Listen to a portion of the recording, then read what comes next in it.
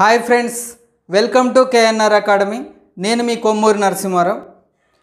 నేను ఈ KNR academy YouTube channel ద్వారా సీటెట్, టెట్, డిఎస్సి మరియు గురుకులకు సంబంధించి child development and pedagogy, biological science మరియు సైన్స్ మెథడ్కు సంబంధించినటువంటి ముఖ్యమైనటువంటి అంశాలు వీడియోల రూపంలో మీకు అందించడం జరుగుతుంది. వీటితో పాటు ఇతర కాంపిటేటివ్ ఎగ్జామ్స్ ఏది జరిగినా కూడా ఆ కాంపిటేటివ్ ఎగ్జామ్కి సంబంధించి హౌ టు ప్రిపేర్ అంటే ఏ విధంగా ప్రిపేర్ కావాలి, ఏ సబ్జెక్టులు దేనికి సంబంధించినటువంటి మెటీరియల్ అయినా కూడా ఏ విధంగా మనం గ్యాదర్ చేసుకోవాలనే విషయాలను మీ ముందుంచాలనే ఉద్దేశంతో ఈ ఛానల్ని ప్రారంభించడం జరిగింది. మీరు తప్పనిసరిగా మా ఛానల్ని ఆదరించాలని, ఈ కేఎన్ఆర్ అకాడమీ ఛానల్ని మీరు చూసి సబ్స్క్రైబ్ చేసుకొని మీ ఫ్రెండ్స్కి కూడా దీన్ని షేర్ చేసి ఆదరించాలని కోరుతూ ఈరోజు వీడియోలో బయాలజికల్ సైన్స్ మెథడాలజీ లేదా సైన్స్ మెథడాలజీకి సంబంధించి ఏ టాపిక్స్ ఉన్నాయి, ఆ టాపిక్స్ను ఏ విధంగా ప్రిపేర్ అయితే మంచి స్కోర్ సాధించడానికి అవకాశం ఉంటుందో మొదలగు విషయాలను మనం చూద్దాం. బయాలజికల్ సైన్స్ మరియు సైన్స్ మెథడ్కు సంబంధించి మొత్తంగా మనకు ఒక 11 యూనిట్లు ఇవ్వటం జరిగింది. మరి 11 యూనిట్లు మనం మంచిగా ప్రిపేర్ అయితే గురుకుల ఎగ్జామ్లో మెథడాలజీ నుండే 100 మార్కులు వచ్చేటువంటి అవకాశం ఉంది. కంటెంట్ ఎవరైనా బాగా చదువుతారు. కంటెంట్తో పాటు ఎవరైతే మెథడాలజీలో కూడా మంచి స్కోర్ సాధించారో వాళ్ళకే తప్పనిసరిగా జాబ్ వచ్చే అవకాశం ఉంటుంది. అదేవిధంగా టెట్ మరియు డిఎస్సిలో కూడా మెథడాలజీ 16 నుండి 20 మార్కులు అంటే 16 మార్కులు అంటే తెలంగాణ గతంలో నిర్వహించినటువంటి దాంట్లో 16 మార్కులు, రీసెంట్గా ఏపీలో నిర్వహించిన దాంట్లో ఈ మెథడాలజీకి సంబంధించి 20 మార్కులుగా ఇవ్వటం జరిగింది. కాబట్టి ఆ 20 మార్కులు లేదా గురుకులాల 100 మార్కులకు సంబంధించినటువంటి టాపిక్స్ ఎట్లా మనం ప్రిపేర్ కావాలి ఏంటనేది చూద్దాం. మరి 11 యూనిట్స్లో ఫస్ట్ మనకు nature and scope of science అంటే విజ్ఞాన శాస్త్రం యొక్క స్వభావము మరియు పరిధి అనేటువంటిది మనకు ఫస్ట్ యూనిట్లో ఇవ్వటం జరిగింది. మరి విజ్ఞాన శాస్త్రం యొక్క స్వభావం ఏంటి, దీంట్లో ముఖ్యంగా మనం ఎగ్జామ్ పాయింట్ ఆఫ్ వ్యూలో తెలుసుకోవాల్సినటువంటిది ఏంటంటే డెఫినేషన్స్. మరి విజ్ఞాన శాస్త్రానికి సంబంధించి హెన్రీ పోయిన్కేర్, ఆర్సి శర్మ, తర్వాత ఐన్స్టీన్ ఇట్లా మొదలగు వారు ఏ విధంగా నిర్వచనాలు ఇచ్చారనేవి మనకు ఎగ్జామ్లో అడగటం జరుగుతుంది. కాబట్టి విజ్ఞాన శాస్త్రానికి వివిధ శాస్త్రవేత్తలు ఇచ్చినటువంటి నిర్వచనాలన్నీ కూడా మనం చదువుకోవాల్సి ఉంటుంది. నెక్స్ట్ ఓరియంటల్ అండ్ ఓరియంటల్ మరియు వెస్ట్రన్ వాళ్ళు అంటే ప్రాచ్య మరియు పశ్చిమ దేశాలలో విజ్ఞాన శాస్త్ర పరంగా ఏ విధమైన అభివృద్ధి జరిగింది, భారతదేశంలో కూడా విజ్ఞాన శాస్త్రం అనేది ఏ విధంగా అభివృద్ధి సాధించింది అనేది బ్రీఫ్ ఇంట్రడక్షన్ మనం తప్పనిసరిగా తెలుసుకోవాల్సి ఉంటుంది. దీంట్లో ఈ విజ్ఞాన శాస్త్ర అభివృద్ధిలో ప్రాచ్య మరియు పశ్చిమ దేశాల్లో కానీ భారతదేశంలో కానీ ఏ శాస్త్రవేత్తలు కృషి చేశారు, వారి కృషికి సంబంధించి వారి ఇన్వెన్షన్కి సంబంధించినటువంటి అంశాలు దీంట్లో మనం తెలుసుకోవటం జరుగుతుంది. నెక్స్ట్ మనకు దీంట్లో చాలా ముఖ్యమైనటువంటిది ఏంటి అంటే స్ట్రక్చర్ ఆఫ్ సైన్స్ అంటే విజ్ఞాన శాస్త్రం యొక్క నిర్మాణం ఏంటి. మరి విజ్ఞాన శాస్త్రం యొక్క నిర్మాణం మనం ముఖ్యంగా 2 రకాలుగా చెప్పుకోవచ్చు. సబ్స్టాంటివ్ స్ట్రక్చర్, అదేవిధంగా సింటాటిక్ స్ట్రక్చర్, ద్రవ్యాత్మక నిర్మాణము, సంశ్లేషణాత్మక నిర్మాణము. దాంట్లో ఉన్నటువంటి అంశాలు ఎగ్జామ్లో ఎక్కువగా అడగటం జరుగుతుంది. కాబట్టి మనం ఈ ఫస్ట్ యూనిట్ పరంగా విజ్ఞాన శాస్త్రం యొక్క నిర్మాణం కానీ, విజ్ఞాన శాస్త్రానికి వివిధ శాస్త్రవేత్తలు ఇచ్చినటువంటి నిర్వచనాలు కానీ, నెక్స్ట్ ప్రాచ్య పశ్చిమ దేశాల్లో విజ్ఞాన శాస్త్ర అభివృద్ధి కృషి చేసినటువంటి శాస్త్రవేత్తల గురించి మనం తెలుసుకుంటే మనకు మంచి స్కోర్ సాధించడానికి అవకాశం ఉంటుంది. ఇది మనకు ఫస్ట్ యూనిట్కి సంబంధించినటువంటి సమాచారం. Next second unit aims and values of teaching biological science అంటే దీంట్లో ఏం నేర్చుకుంటాం అంటే జీవశాస్త్రం యొక్క బోధన ఉద్దేశాలు ఏంటి, విలువలేంటి, మరి ఒక ఉపాధ్యాయుడు జీవశాస్త్ర బోధనని ఏ ఉద్దేశంతో అందించడం జరుగుతుంది, మరి పిల్లవాడిలో ఎలాంటి విలువలు అభివృద్ధి చెందడం జరుగుతుంది. ముఖ్యంగా దీంట్లో ఎగ్జామ్ పరంగా విలువలు అనేవి, వాల్యూస్ అనేవి చాలా ఇంపార్టెంట్. డిసిప్లినరీ వాల్యూ కానీ, యూటిలైజేషన్ వాల్యూస్ కానీ, మోరల్ వాల్యూస్ కానీ, ఇట్లా ఈ జీవశాస్త్ర బోధన ద్వారా పిల్లవాడిలో ఎలాంటి విలువలు అనేవి అభివృద్ధి సాధించడం జరుగుతుంది అనేది మనం ఈ సెకండ్ యూనిట్లో తెలుసుకోవటం జరుగుతుంది. కాబట్టి ఇది కూడా మనం ఉద్దేశాలు విలువలు చాలా ఈజీ టాపిక్. మనం ఉద్దేశాలు విలువలకు సంబంధించి తప్పనిసరిగా నేర్చుకోవాల్సి ఉంటుంది. నెక్స్ట్ థర్డ్ యూనిట్ వచ్చేసి objectives of teaching biological science. Objectives of teaching biological science అంటే మనకు ఈ బయాలజికల్ సైన్స్కి సంబంధించి లక్ష్యాలు ఏంటి? మరి బయాలజికల్ సైన్స్ అయినా సోషల్ అయినా ఏ మెథడాలజీలోనైనా కూడా మనం ముఖ్యంగా తప్పనిసరిగా తెలుసుకోవాల్సినటువంటి అంశం ఏంటంటే బ్లూమ్స్ వర్గీకరణ. మరి బెంజమిన్ బ్లూమ్స్ మనకు విద్యా లక్ష్యాలను ఎన్ని రంగాలుగా వర్గీకరించాడంటే 3 రంగాలు. అవేంటి అంటే cognitive domain, affective domain, psychomotor domain. జ్ఞానాత్మక రంగము, భావవేశ రంగము, మానసిక చలనాత్మక రంగము. దానిలో ఉన్నటువంటి టీచింగ్ ఆబ్జెక్టివ్స్ ఏంటి, ఎడ్యుకేషనల్ ఆబ్జెక్టివ్స్ ఏంటి, మరి విద్యా లక్ష్యాలు. ఉదాహరణకు జ్ఞానాత్మక రంగం అనుకో, జ్ఞానం, అవగాహన, వినియోగము, విశ్లేషణ, సంశ్లేషణ, మూల్యాంకనం అని చెప్పుకుంటాం. అదేవిధంగా భావవేశ రంగంలో కానీ, మానసిక చలనాత్మక రంగంలో కానీ ఏ విధమైనటువంటి విద్యా లక్ష్యాలు ఉన్నాయి, మరి బోధనలో ఏ లక్ష్యాలను ఉపయోగిస్తున్నాం, మరి ఆ బోధనా లక్ష్యాలకు సంబంధించి కూడా మనం తప్పనిసరిగా దీంట్లో తెలుసుకోవాల్సి ఉంటుంది. ఇట్లా ఆబ్జెక్టివ్స్ ఆఫ్ టీచింగ్ బయాలజికల్ సైన్స్లో బ్లూమ్స్ వర్గీకరణ గురించి ప్రధానంగా తెలుసుకుంటూ, దీంతోపాటు లక్ష్యము అంటే ఏంటి, లక్ష్యం యొక్క లక్షణాలు ఏంటి, లక్ష్యం యొక్క ఉపయోగాలు ఏంటి, నెక్స్ట్ స్పష్టీకరణ, లక్ష్యాలకు స్పష్టీకరణకు ఉన్నటువంటి డిఫరెన్స్ ఏంటి, ఉద్దేశం అంటే, లక్ష్యము అంటే ఏంటి, స్పష్టీకరణ అంటే ఏంటి, విద్యార్థిలో ఆశించిన ప్రవర్తన మార్పులు వెంటనే తీసుకొని రావడాన్ని ఏమంటారంటే స్పష్టీకరణ అంటారు. అనతి కాలంలోనే సాధించగలిగే గమ్యాలను లక్ష్యం అంటారు. మరి సుదూర గమ్యాలను సూచించే వాటిని ఉద్దేశం అంటారు. ఈ మూడింటికి ఉన్నటువంటి డిఫరెన్స్ తెలుసుకుంటూ, మరి జీవశాస్త్ర బోధన పాఠ్యాంశాలకు సంబంధించి మనం లక్ష్యాలు స్పష్టీకరణలు ఏ విధంగా రాయాలి, లక్ష్యాన్ని ఏ విధంగా అంటే మన విద్యార్థులు అనే పదాన్ని ఉపయోగించకూడదు, విద్యార్థిని మాత్రమే కర్తగా చేసుకొని లక్ష్యాలు స్పష్టీకరణ రాయాల్సి ఉంటుంది. ఈ లక్ష్యాలు స్పష్టీకరణలకు సంబంధించే అప్లికేషన్ టైప్లో మనకు ఎగ్జామ్లో చాలా ప్రశ్నలు అడగటానికి అవకాశం ఉంటుంది. కాబట్టి మనం తప్పనిసరిగా మనకు బోధన లక్ష్యాలు ఏమున్నాయి, వాటికి సంబంధించినటువంటి స్పష్టీకరణలు ఏమున్నాయి అనేది తప్పనిసరిగా తెలుసుకోవాల్సినటువంటి అవసరం ఉంటుంది. ఇట్లా ఆబ్జెక్టివ్స్ ఆఫ్ టీచింగ్ బయాలజికల్ సైన్స్లో లక్ష్యాలు మరియు స్పష్టీకరణకు సంబంధించినటువంటి సమాచారాన్ని తెలుసుకోవటం జరుగుతుంది. నెక్స్ట్ 4th యూనిట్ వచ్చేసి academic standards of teaching biological science. మరి అకాడమిక్ స్టాండర్డ్స్ ఇన్ బయాలజికల్ సైన్స్లో మరి జీవశాస్త్రంలో కానీ సైన్స్లో కానీ ఏ విధమైనటువంటి అకాడమిక్ స్టాండర్డ్స్ ఉన్నాయి. మనకు ప్రధానంగా 7 అకాడమిక్ స్టాండర్డ్స్ గురించి చెప్పుకుంటాం. మరి ప్రశ్నించడం, పరికల్పన, విషయ అవగాహన, బొమ్మలు గీయటం, నమూనాలు తయారు చేయటం, ఇట్లా 7 అకాడమిక్ స్టాండర్డ్స్ ఉన్నాయి. ఈ 7 అకాడమిక్ స్టాండర్డ్స్ గురించి కూడా మనకు ఎగ్జామ్లో అడగటం జరుగుతుంది. మరి ఫ్రెండ్స్, మీరు ఒక విషయాన్ని గమనించాలి.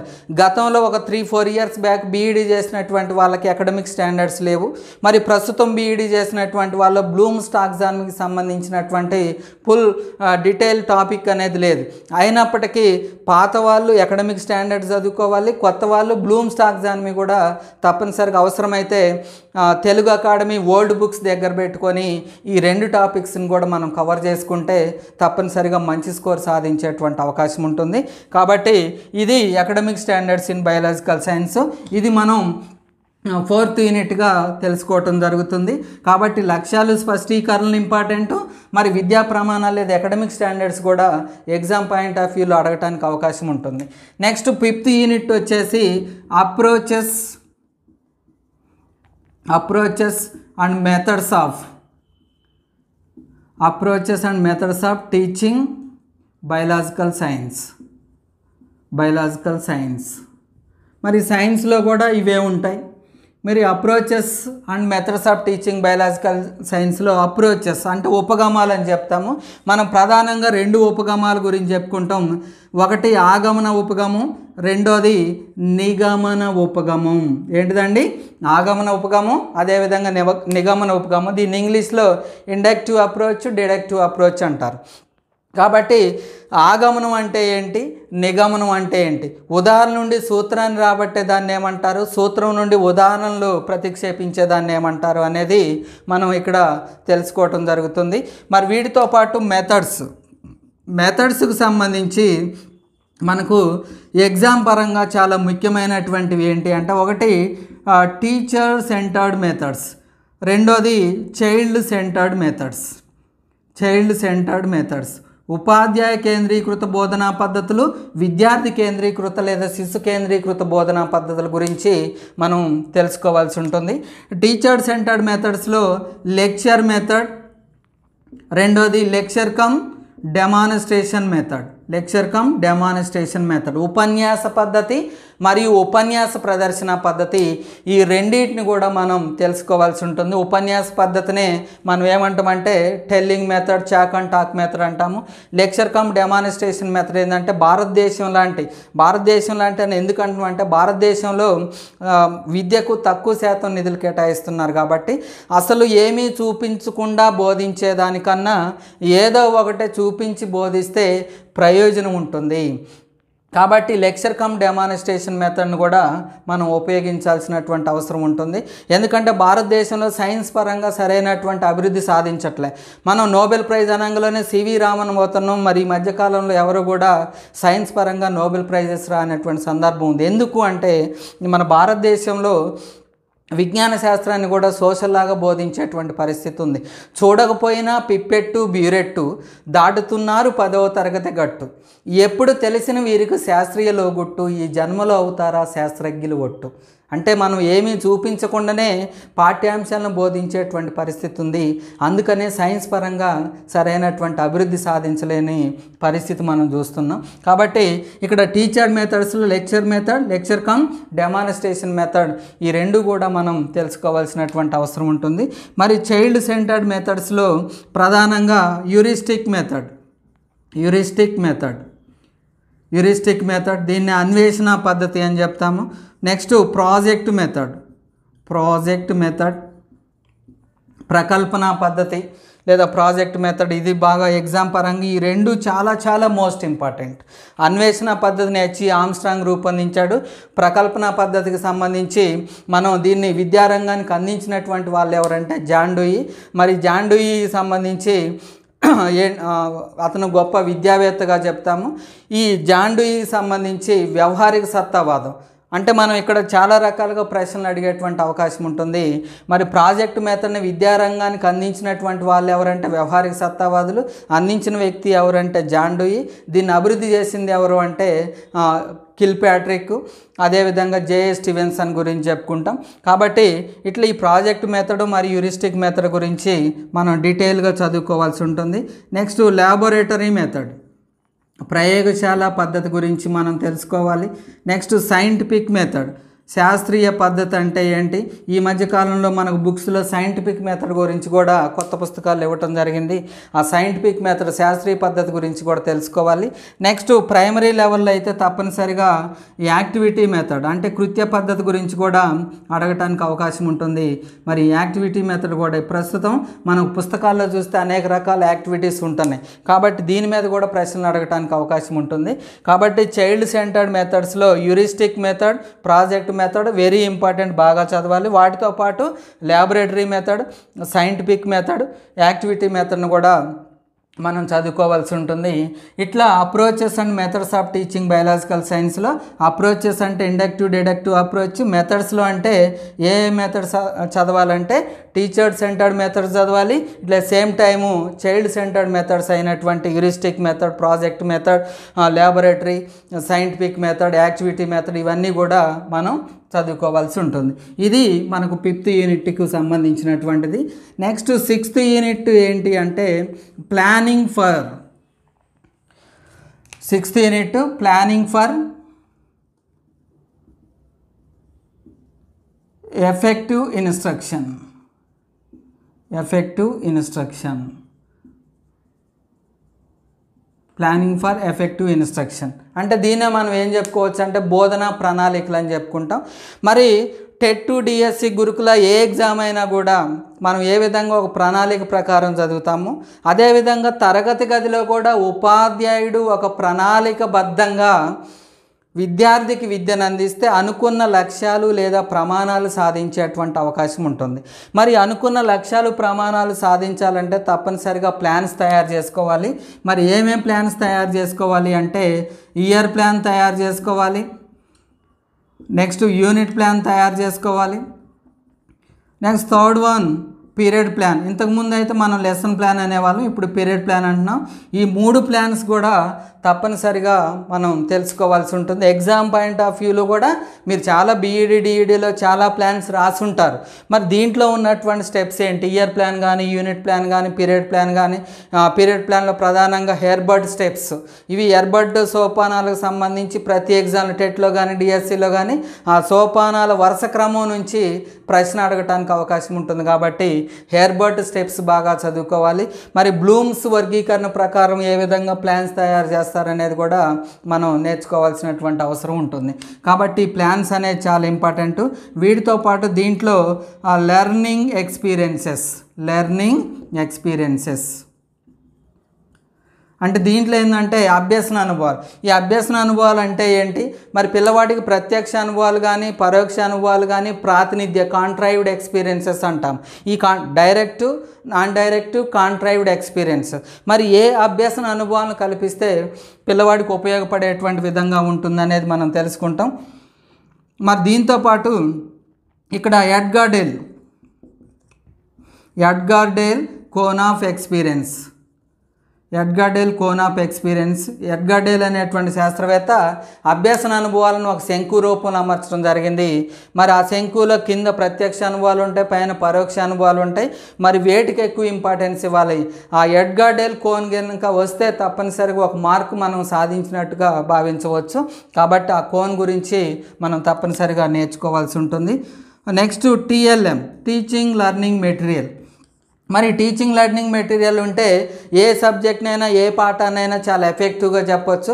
మరి తరగతి గదిలో ఉపాధ్యాయుడు టీఎల్ఎంస్ ఏ విధంగా ఉపయోగిస్తాడు, దీనికి సంబంధించినటువంటి క్లాసిఫికేషన్ కూడా మనకు ఎగ్జామ్లో అడుగుతున్నటువంటి సందర్భం ఉంది. మరి క్లాసిఫికేషన్ ఏంటనేది మనం చూస్తే మనం 4 రకాలుగా చెప్పుకోవచ్చు. ఒకటి ఆడియో ఎయిడ్స్, రెండోది విజువల్ ఎయిడ్స్ దృశ్యోపకరణాలు, మూడోది ఆడియో విజువల్ ఎయిడ్స్, నాలుగోది యాక్టివిటీకి సంబంధించి యాక్టివిటీ ఎయిడ్స్ అని 4 ప్రధానంగా. సరే చాలా ఉంటాయి, మనం ప్రధానంగా ఒక వర్గీకరణ చూసుకున్నప్పుడు ఇది సమంజసంగా ఉంటుంది. ఏంటి 4 రకాలు, ఒకటి శ్రవణోపకరణాలు, రెండోది దృశ్యోపకరణాలు, మూడోది దృశ్య శ్రవణోపకరణాలు, 4 కృత్యోపకరణాలు. వీటితో పాటు ప్రక్షేపిత ఉపకరణాలు ఏంటి, నాన్ ప్రొజెక్టివ్ ఎయిడ్స్ ఏంటి, అప్రక్షేపిత ఉపకరణాలు అంటే ఏంటి, వీటిలో ప్రధానంగా బులెటిన్ బోర్డు కానీ బ్లాక్ బోర్డు యొక్క ఉపయోగం ఏంటి, బయాలజీలో అయితే హెర్బేరియం కానీ వివేరియం కానీ టెరేరియం కానీ ఎపిడియాస్కోప్ కానీ ఓవర్ హెడ్ ప్రొజెక్టర్ కానీ ఫిలిం స్ట్రిప్స్కి సంబంధించి కానీ ఇవన్నీ కూడా మనం బ్రీఫ్గా ఏవైతే మనం ఆడియో విజువల్ ఎయిడ్స్ కానీ లేదా టీఎల్ఎం టీచింగ్ లెర్నింగ్ మెటీరియల్ ఉపయోగిస్తామో వాటి గురించి మనం తప్పనిసరిగా తెలుసుకోవాల్సినటువంటి అవసరం ఉంటుంది. ఇట్లా మనకు 6th యూనిట్లో ప్లాన్స్ నేర్చుకోవాలి, లెర్నింగ్ ఎక్స్పీరియన్సెస్ దాంట్లో ప్రధానంగా ఎడ్గార్డేల్ కోన్ నేర్చుకోవాలి. నెక్స్ట్ టీఎల్ఎంలో ఈ 4 క్లాసిఫికేషన్స్ ప్రధానంగా నేర్చుకుంటే ఎగ్జామ్లో 3 నుండి 4 మార్కులు దీంట్లో నుండి వచ్చేటువంటి అవకాశం ఉంటుంది. కాబట్టి దీన్ని బాగా చదవాల్సినటువంటి అవసరం ఉంది. నెక్స్ట్ 7th యూనిట్ వచ్చేసి ల్యాబొరేటరీస్ ఇన్ బయాలజికల్ సైన్స్. అంటే బయాలజికల్ సైన్స్లో ఉన్నటువంటి ల్యాబొరేటరీస్ లేదా ప్రయోగశాలలు ఏంటి, ల్యాబొరేటరీ ప్రయోగశాలలు. మరి ప్రయోగశాల సైన్స్ అయినా బయాలజీ అయినా కూడా ప్రయోగశాల లేకుండా అక్కరకు రాని చుట్టము మొక్కినా వరమీయన వేల్పు ఉన్నా లేకున్నా ఒకటే. అదేవిధంగా ప్రయోగశాలలు లేనటువంటి సైన్స్ బోధన కూడా అలాంటిది అని చెప్పుకోవచ్చు. కాబట్టి తప్పనిసరిగా ప్రయోగశాలలు ఉంటేనే సైన్స్ బోధన అనేది పర్ఫెక్ట్గా ఉంటుంది. విద్యార్థికి అర్థవంతంగా బోధించడానికి మనకు ప్రయోగశాలలు అనేవి ఉపయోగపడటానికి అవకాశం ఉంటుంది. కాబట్టి ప్రయోగశాలల యొక్క ప్రాముఖ్యత, ఇంపార్టెన్స్ ఏంటి అనేది మనం దీంట్లో తెలుసుకోవాల్సి ఉంటుంది. ఇంపార్టెన్స్ ఆఫ్ ల్యాబొరేటరీస్ గురించి మనం తెలుసుకోవాలి. దీంతోపాటు మరి ప్రొక్యూర్మెంట్కి సంబంధించి అంటే ప్రయోగశాలల నిర్వహణ ఏ విధంగా చేయాలి, ప్రయోగశాలల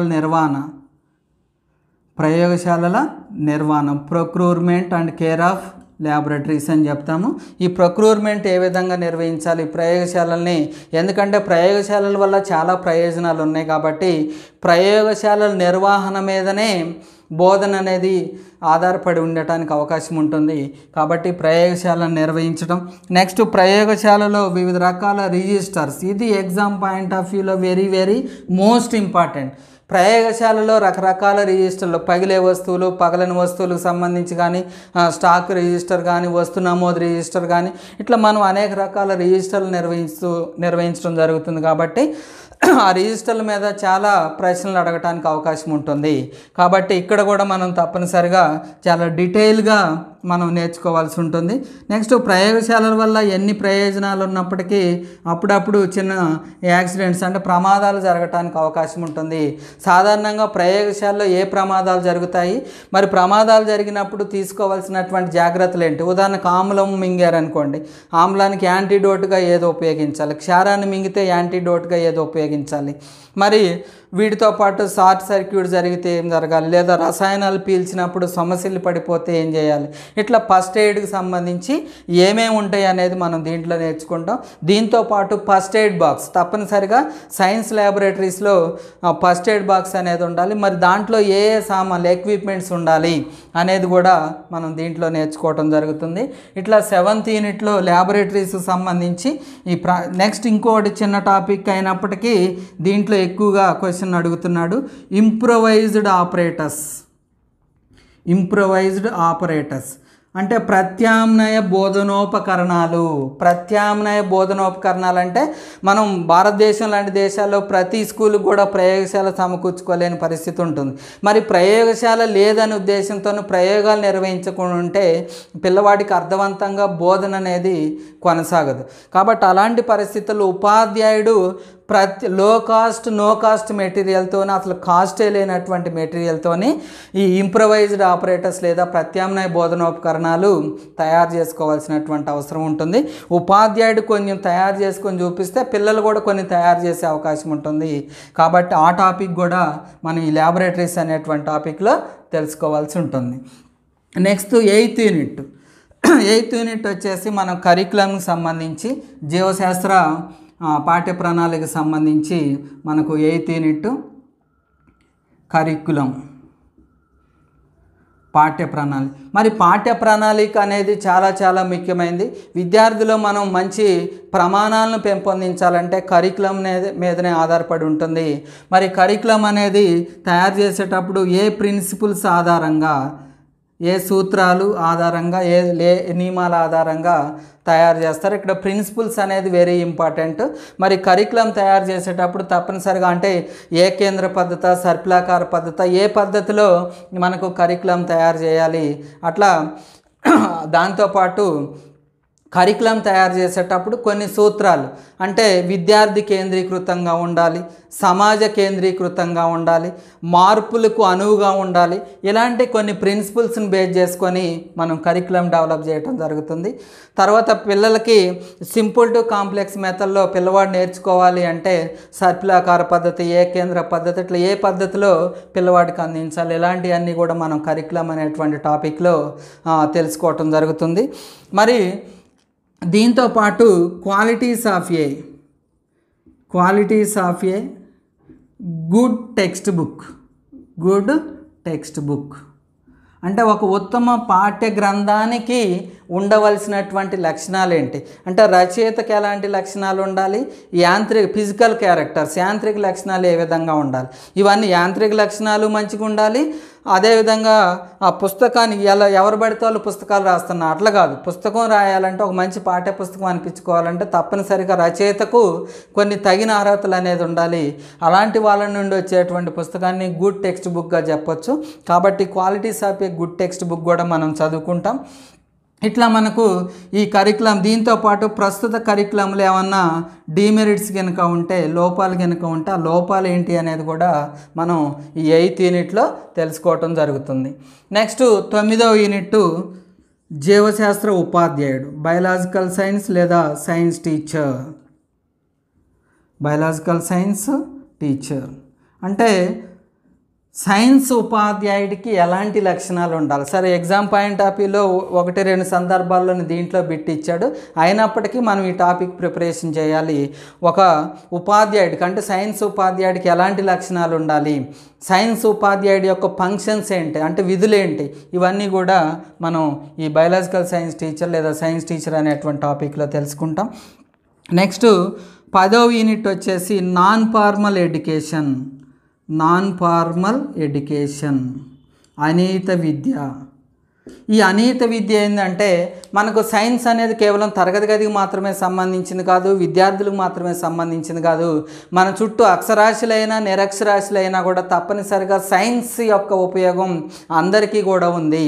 కాబట్టి ఈ సైన్స్ ఏ విధాలుగా ప్రజలకు చేరువవుతుంది, ఏ విధంగా ఇతర విద్యార్థులకి వ్యక్తులకి చేరువవుతుందంటే మనకు అనేకం అయినటువంటి అంశాలు ఉన్నాయి. దీంట్లో మనం సైన్స్ ఫెయిర్స్ కానీ, ఈ సైన్స్ ఫెయిర్స్ కూడా మనం చాలా బాగా నేర్చుకోవాల్సినటువంటి అవసరం ఉంటుంది. నెక్స్ట్ సైన్స్ ఫెయిర్తో పాటు సైన్స్ లైబ్రరీ అని చెప్తాము, విజ్ఞాన శాస్త్రం యొక్క గ్రంథాలయం కానీ, నెక్స్ట్ విజ్ఞాన శాస్త్రం యొక్క సంఘాలు కానీ, విజ్ఞాన శాస్త్ర సంఘాలను కానీ అంటే బయట మనం విజ్ఞాన శాస్త్రానికి సంబంధించి అనేక సంఘాలు ఉన్నాయి. మరి ఆ సంఘాలకు సంబంధించి కూడా నేర్చుకుంటాం. ఉదాహరణకి science club, eco club, red ribbon club, ఇట్లా ఏవైతే సైన్స్ ప్రచారంలో ఉపయోగపడుతున్నాయో ఆ సంఘాల గురించి కూడా మనం ఇక్కడ తెలుసుకోవటం జరుగుతుంది. వీటితో పాటు నాన్ ఫార్మల్ ఎడ్యుకేషన్ అంటే విజ్ఞాన శాస్త్రాన్ని అందించడానికి, సైన్స్ పట్ల ప్రజల్లో ఉన్నటువంటి అపోహలు తొలగించడానికి, మరి సమాజంలో ఉన్నటువంటి మూఢనమ్మకాలను నుండి, ఎందుకంటే ఇవాళ చాలా మూఢనమ్మకాలు ఉన్నాయి. మంగళవారం ఇది, లేకపోతే శుక్రవారం అది, ఇట్లా ఎవరైనా తుమ్మినా దగ్గినా ఏదైనా జంతువు ఎదురొచ్చినా మనం ఇంత చదువుకున్నా ఇంకా మనలో చాలా రకాల మూఢనమ్మకాలు ఉన్నాయి. ఆ మూఢనమ్మకాలను తొలగించడానికి సైన్స్ని ప్రచారం చేయడంలో కొన్ని సంస్థలు ఉపయోగపడుతున్నాయి. మరి దాంట్లో NGOs కానీ అదేవిధంగా గవర్నమెంట్ ఆర్గనైజేషన్స్ కానీ ఏ విధంగా ఉపయోగపడుతున్నాయి అనేటువంటిది కూడా మనం దీంట్లో తెలుసుకోవటం జరుగుతుంది. ఇట్లా మనకు 10వ యూనిట్లో నాన్ ఫార్మల్ ఎడ్యుకేషన్లో సైన్స్కి సంబంధించి సైన్స్ ఫెయిర్ కానీ, సైన్స్ లైబ్రరీస్ కానీ, సైన్స్ క్లబ్స్ కానీ, ముఖ్యంగా science club, eco club, red ribbon club, వీటితో పాటు NGOs రోల్ ఏంటి, గవర్నమెంట్ రోల్ ఏంటి అనేది మనం ఈ 10th యూనిట్లో తెలుసుకోవటం జరుగుతుంది. ఎగ్జామ్ పాయింట్ ఆఫ్ వ్యూలో సైన్స్ ఫెయిర్స్కి, సైన్స్ క్లబ్, సైన్స్ లైబ్రరీ వీటి నుండి ప్రశ్నలు అడగటానికి అవకాశం ఉంది. Next last unit 11 evolution. మరి ఉపాధ్యాయుడు తరగతి గదిలో బోధన కొనసాగించాడు, తను అనుకున్నటువంటి విద్యా ప్రమాణాలు లేదా లక్ష్యాల ఆధారంగా బోధన కొనసాగించాడు, సరైనటువంటి బోధనా పద్ధతిని కూడా ఉపయోగించాడు. మరి సరైనటువంటి బోధనా పద్ధతిని ఉపయోగించి సరైన ప్లానింగ్ ప్రకారం ఉపాధ్యాయుడు చెప్తే మరి విద్యార్థులు ఆశించినటువంటి ప్రవర్తన మార్పులు వచ్చినవా రాలేదు తెలుసుకోవాలంటే తప్పనిసరిగా ఎవాల్యూషన్ జరగాలి. మరి మూల్యాంకనం అంటాం. ఈ మూల్యాంకనంలో ప్రధానంగా ఏం నేర్చుకుంటామంటే మెజర్మెంట్ అంటే ఏంటి, మెజర్మెంట్ అంటే మాపనం అంటే ఏంటి, నెక్స్ట్ అసెస్మెంట్ అంటే ఏంటి,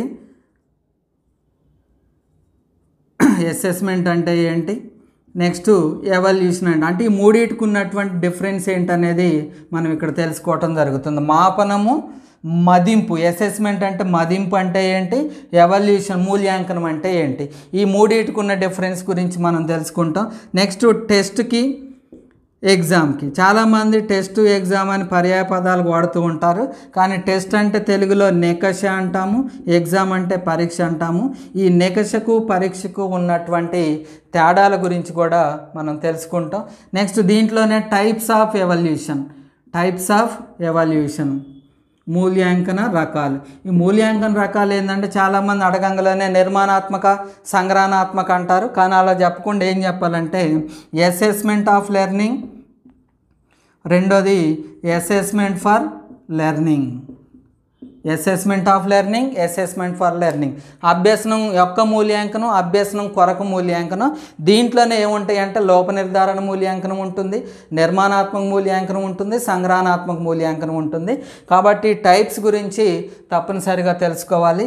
నెక్స్ట్ టూల్స్ ఆఫ్ ఎవల్యూషన్ అంటే మూల్యాంకన సాధనాలు అంటారు, టూల్స్ ఆఫ్ ఎవల్యూషన్. దీంట్లో కూడా మనకు మరి మూల్యాంకనం చేయడానికి వివిధ రకాల సాధనాలు ఉపయోగపడుతూ ఉంటాయి. ఆ సాధనాలు ఏంటి? వ్యాసరూప ప్రశ్నల, లక్ష్యాత్మక ప్రశ్నల, లఘు సమాధాన ప్రశ్నల, ఇవి కాకుండా రేటింగ్ స్కేల్స్ కానీ ఇట్లా అనేక రకాలైనటువంటి టూల్స్ అనేవి మనకు మూల్యాంకనంలో ఉపయోగపడటం జరుగుతుంది. కాబట్టి మూల్యాంకన రకాల గురించి కానీ, మాపనానికి మదింపుకు ఉన్నటువంటి తేడాలు కానీ, నికషకు పరీక్షకు ఉన్నటువంటి తేడాలన్నీ కూడా మనం ఈ టాపిక్లో తెలుసుకుంటాం. దీంతోపాటు చాలా మోస్ట్ ఇంపార్టెంట్ SAT. మీకు అందరికి కూడా తెలుసు, స్కూల్కి వెళ్ళి ఎగ్జామ్ కూడా దీంట్లో కండక్ట్ చేయడం జరిగింది, స్కాలాస్టిక్ అచీవ్మెంట్ టెస్ట్. దీంట్లో మరి ఏం ఇంపార్టెంట్ అంటే క్వాలిటీస్ ఆఫ్ ఏ SAT అంటే ఒక నికషకు ఉండాల్సినటువంటి లక్షణాలు ఏంటి. మరి నికషకు ఉండాల్సినటువంటి లక్షణాల మీదనే 2-3 బిట్స్ అడగడానికి అవకాశం ఉంటుంది. కాబట్టి సప్రమాణత కానీ, విశ్వసనీయత కానీ, లక్ష్యాత్మకత, ఆచరణాత్మకత అంటే ఏంటి అనేది మనం డీటెయిల్గా నేర్చుకోవాల్సి ఉంటుంది. తర్వాత SAT కండక్ట్ చేసేటప్పుడు మనం వెయిటేజ్ టేబుల్స్ దేనికి ఎంత ఇంపార్టెన్స్ ఇస్తున్నాము, లక్ష్యాలకు కానీ లేదా విద్యా ప్రమాణాలకు ఎంత వెయిటేజ్ ఇస్తున్నాం, క్వశ్చన్ టైప్కి ఎంత వెయిటేజ్ ఇస్తున్నాం, అదేవిధంగా క్వశ్చన్స్ ఈజీ ఎంత ఇస్తున్నాం, హార్డ్ క్వశ్చన్స్ ఏ విధంగా ఇస్తున్నాము, డిఫికల్ట్ లెవెల్, అట్లా డిఫికల్టీ లెవెల్కి సంబంధించి ఎంత వెయిటేజ్ ఇస్తున్నాము. తర్వాత ఇచ్చేటువంటి టాపిక్స్లో ఏ సబ్ టాపిక్కి ఎంత ఇంపార్టెన్స్ ఇస్తున్నాం, ఇట్లా వెయిటేజ్ టేబుల్స్ కూడా మనం తయారు చేసుకోవాల్సి ఉంటుంది. ఇట్లా మనకు ఈ స్కాలాస్టిక్ అచీవ్మెంట్ టెస్ట్ దీంట్లో ప్రధానంగా దీని యొక్క లక్షణాలు, next weightage tables, blue print వీటి గురించి మనం తెలుసుకోవాల్సినటువంటి అవసరం ఉంటుంది. Next CCE continuous comprehensive evolution, నిరంతర సమగ్ర మూల్యాంకనం అంటే ఏంటి, దాంట్లో నిరంతరం అంటే ఏంటి, సమగ్రం అంటే ఏంటి, నిరంతర సమగ్ర మూల్యాంకనం యొక్క లక్ష్యాలు ఏంటి. మరి నిరంతర సమగ్ర మూల్యాంకనంలో మనం 2 రకాలుగా ఎవల్యూషన్ చేస్తూ ఉన్నాం. ఒకటి ఫార్మేటివ్ ఎవల్యూషన్, రెండోది సమ్మేటివ్ ఎవల్యూషన్. ఫార్మేటివ్ ఎవల్యూషన్కి ఎన్ని మార్కులు కేటాయిస్తున్నాం, సమ్మేటివ్ ఎన్నిసార్లు కేటాయిస్తున్నాం. మరి మనం జనరల్గా తెలుసు, స్కూల్లో ఫార్మేటివ్ అనేది FA 1, 2, 3, 4 అని 4 సార్లు పెడుతున్నారు, సమ్మేటివ్ 2 టైమ్స్ పెడుతున్నారు. మరి వీటిని యావరేజ్గా ఎలా తీయాలి, వీటికి గ్రేడింగ్ అనేది ఎలా ఇవ్వాలి, వీటితో పాటు కోకరిక్యులర్ యాక్టివిటీస్కి ఏ విధంగా గ్రేడ్ ఇవ్వాలి, ఇవన్నీ కూడా మనం CCEలో తెలుసుకోవటం జరుగుతుంది. కాబట్టి ఇట్లా మనకు ఎవల్యూషన్ టాపిక్లో ఎవల్యూషన్కి సంబంధించి కానీ, CCEకి సంబంధించి కానీ సమగ్రంగా తెలుసుకోవాల్సి ఉంటుంది. ఇట్లా మొత్తం మనకు 11 టాపిక్స్ అనేవి ఉంటాయి. ఈ 11 టాపిక్స్ కూడా బాగా మనం నేర్చుకుంటే తప్పనిసరిగా మంచి స్కోర్ సాధించే అవకాశం ఉంటుంది. కాబట్టి మనం ఎక్కడైతే స్ట్రెచ్ చేసి ఇది చాలా exam point of view important అని చెప్పుకున్నామో అలాంటి టాపిక్స్ను మీరు చాలా డీటెయిల్గా తెలుసుకోండి. తర్వాత ఈ యూనిట్స్కి సంబంధించి ప్రజెంట్గా ఉన్నటువంటి తెలుగు అకాడమీ BED బుక్స్ కానీ లేదా ఓల్డ్ ఇంతకుముందు ఉన్నటువంటి అకాడమీ బుక్స్ కానీ 2 కూడా పాతవి మరియు కొత్తవి 2 కూడా మీరు దగ్గర పెట్టుకుంటే మంచి స్కోర్ సాధించడానికి అవకాశం ఉంటుంది.